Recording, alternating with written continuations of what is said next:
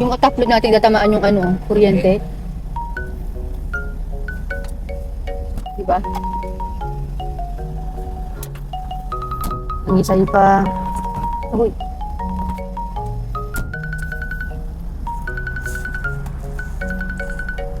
Pero aayusin din ito chillers, itong daan na to.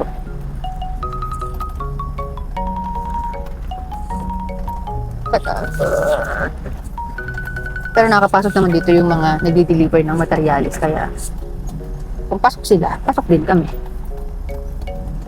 Andito na po kami. At ang oras po ay 11:45 na ng tanghali. Ay, yung kamay ko, sorry. Sumusuka na si Paul. Alak pa. Tsaka talagang yung dinaanan namin zigzag kasi. Yan. Dinudukot na niya, oh. Eh. Sa alak-alak yan. Tapos, rough road pa. Ay, hindi rough road. Yun ngang ano. At ayan ang house. Ayan na siya.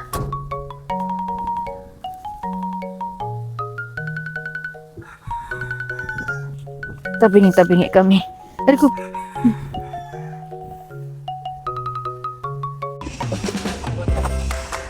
Kumana po.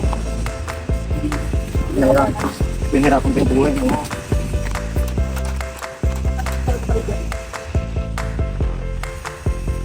Binuhat mo na rin sana yung makina, Jun. Para isang lakad na lang kayo.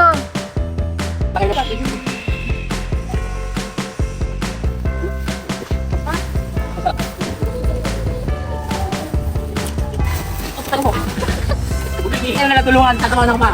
Ano ba, makipit ka pa na nakatulungan, di kumula. Lakas na po tayo. Ano yan? Lakas lang ito. Yan.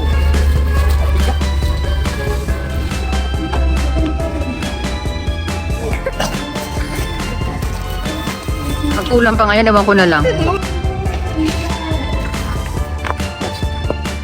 Ikaw naman.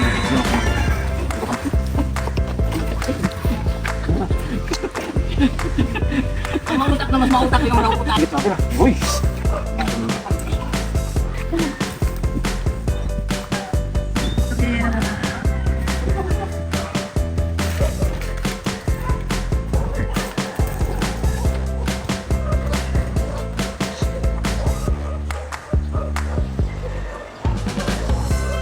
Plano namin chillers, dito na lang kami mag-set up ng lutuan. Ayan. Ay, plano ko pala. Suggestion ko. Kasi mas masarap kumain dito, mas mahangin. Tsaka parang hindi rin nakakailang na, alam niyo yun, syempre ginagawa yung bahay. Ayan, so dito na lang. Tingnan natin kung dito kami mag-set up. Pero best bet ko dito. Kali hindi pa rin kasi nakakabitan ng tubig yung buong bahay. Kaya igip-igip lang muna siguro kami mamaya. Pero ang sabi nila, ngayong araw daw, mapupunta yung sa tubig. Ewan ko lang kung matutuloy kasi tanghali na daw wala pa. Sabi nung katiwala dito, pinagkakatiwalaan ni sir, na kaibigan niya. Lunchtime! Kain na sila sa baras nila. Kami gagawa kami ng baras namin, pangmayaman.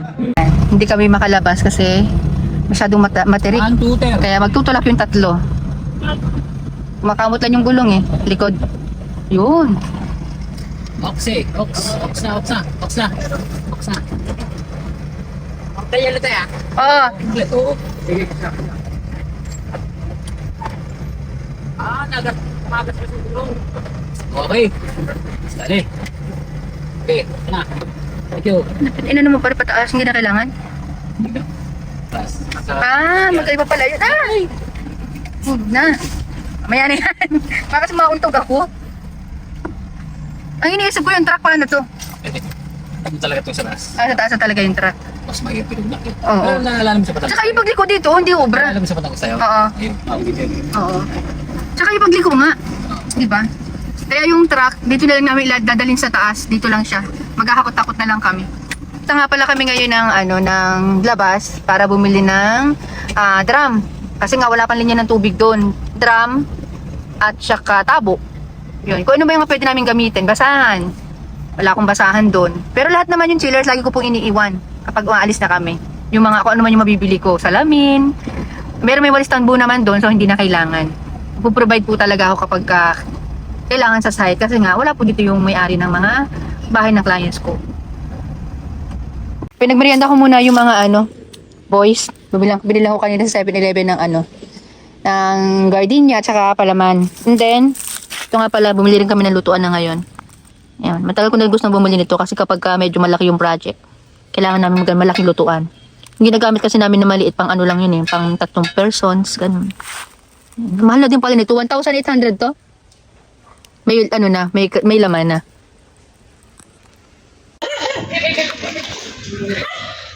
Upo. Tapos, upo. Tapos kain.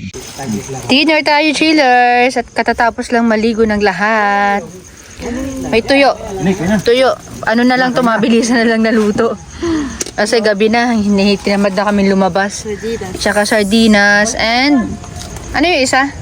Argentina na may itlog. Ayan, parang umagahan yung pagkain namin. Ayan, kain tayo. Kain tayo, kuya. Kain. Mami, kami. Tay, mga utay. Ate, dito kasi. Mayroon yung babi Raymond ni Kuya. Mga chillers, kain tayo!